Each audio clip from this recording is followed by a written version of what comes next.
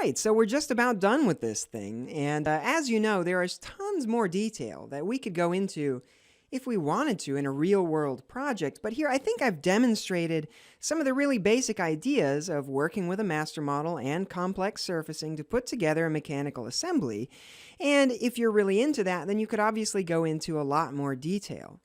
But all I want to do to finish this up today is just add that one last little bit of graphic detail to bring this to that final level of polish.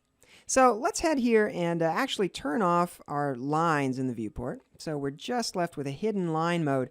And this guy is still purple, so I'm going to right-click that, go up to its appearances, and let's delete that purple from the body, and instead add it to the entire bracket part. And we're going to change it, instead of purple, let's make it a nice hot orange color, near red, something like that. That looks pretty good. And I'll use my Advanced tab, go to my Illumination Properties, and I'll actually set my specular color to orange as well, which should heat this up a little bit, and turn on Blurry Reflections just to make that a little bit easier to see there. Hit OK. That's looking pretty much the way that we intended. And then there's one last detail, and that is this there's an M8 graphic that needs to be kind of screened onto the side of this thing. And when I screen it on, it needs to be on this side, but not the other side. Or more correctly, we might want to put it on both sides, but it would be mirrored on both sides. Let's open up this part in its own window. And in order to make it so that it only appears on one side and not the other, we're going to need to split this face in two. So let's head up to our Curves drop-down in the Features tab, and we're going to add a split line. Now this is going to be an intersection split line. We'll choose basically the intersection tool. That'll be the right plane.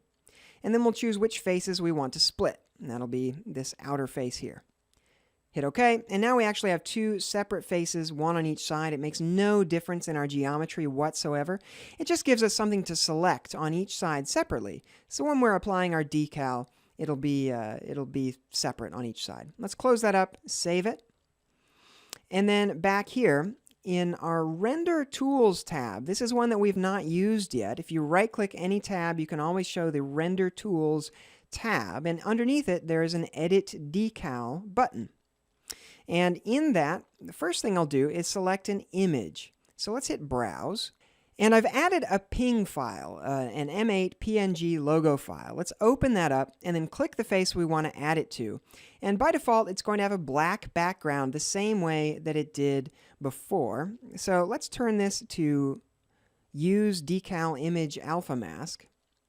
And under Mapping, let's make sure that it's not on that entire housing. Let's clear that selection. We're going to put this at the part level and then only put it on a single face. Let's choose this face, and that way it doesn't end up on the other face. We're not adding it at the assembly level, where it would have to go through everything. We're going to add it at the part level. Also, we can drag this around to move it by default, and that looks pretty good.